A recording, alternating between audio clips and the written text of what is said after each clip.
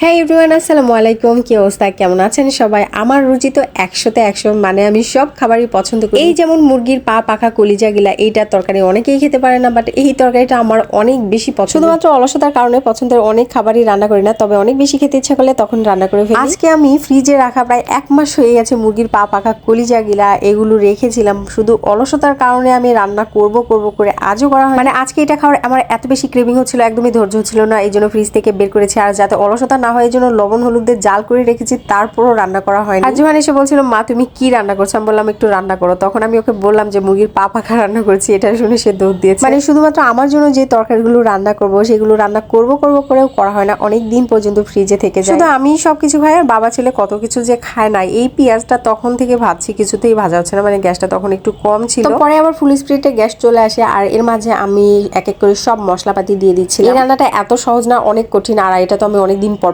রান্না করি, আমার কাছে আরো অনেক বেশি কঠিন। আমার মা আমাকে এটা রান্না করে খাওয়ায়। মায়ের হাতে এই রান্নাটা এত বেশি মজা। আমি জানি ওরকম হবে না, তারপরও ভালো হবে কিনা সেটাও আমি জানি, কারণ মুরগির মাংস আর মুরগির পা পাখা এই রান্নাটা একটু কঠিনই, গরুর মাংস যতটা সহজ। মানে গরুর মাংস আমার পাশে বেশি রান্না করা হয়, বাবা ছেলে দুজনেই পছন্দ করে, এই জন্য এটা আমার কাছে ইজি। আর মুরগির মাংসটা একদমই রান্না করা হয় না, ওরা খায় না, যার কারণে এটা আমার কাছে একটু কঠিন মনে হয়। তো ফার্স্টে আমি একটু সবকিছু মশলাপাতি দিয়ে কষিয়ে নিয়ে দেন একটু পানি দিয়েছি, তার মধ্যে হচ্ছে আমি এই মুরগির পা পাখাগুলো দিয়ে দিলাম। এটা যতক্ষণ রান্না হবে আমি শুধু ওয়েট করব কখন এটা হবে আর আমি কখন খাবো। তবে এই রান্নাটা যদি অন্য কেউ করে দিত, মানে আমার মা কিংবা আমার শাশুড়ি, এটা খেতে এত ভালো লাগতো, মানে তৃপ্তি সহকারে মন প্রাণ ভরে খেতে পারতাম। বাট নিজের রান্নার প্রতি কোনো বিশ্বাস নেই, ভালো হবে কিনা শিওর না। তবে রান্না যেমনই হোক আমি খেতে পারি, এটা কোনো সমস্যা না। তবে অনেক মজা হলে আরো মজা করে খাওয়া যায় এই আর কি। হচ্ছে ছেলের স্কুল থেকে আসার টাইমে আমি মেহেদি আর হচ্ছে লাল শাক এনেছিলাম, মেহেদিগুলা মাথায় দেওয়ার জন্য। আমি শুক্রবার করে চেষ্টা করি মেথি আর মেহেদি দেওয়ার জন্য, আর এর মাঝে দেখছি যে এটা কতটুকু হয়েছে। আরেকটু হবে, আরেকটু কষিয়ে তারপরে একটু ঝোল দিয়ে দিব। আমি একটু আলু দিয়েছি, এটা আলুটা খেতেও ভালো লাগে। সপ্তাহে একদিন চেষ্টা করি চুলের একটু যত্ন নেওয়ার।